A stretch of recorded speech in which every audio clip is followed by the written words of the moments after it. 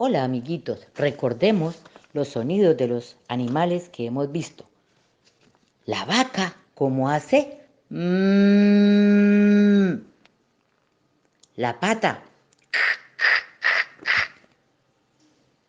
La amiga serpiente hace. Tss. La abeja brava hace.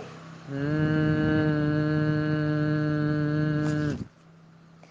La amiga lora hace. Rrrr.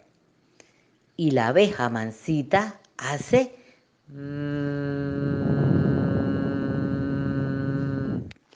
Amiguitos, hoy viene un amigo a acompañarnos en clase y es el amigo perro.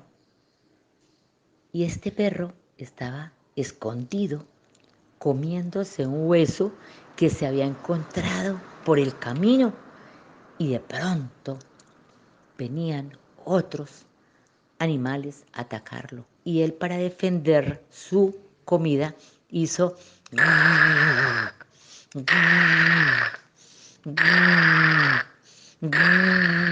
Hola, amiguito.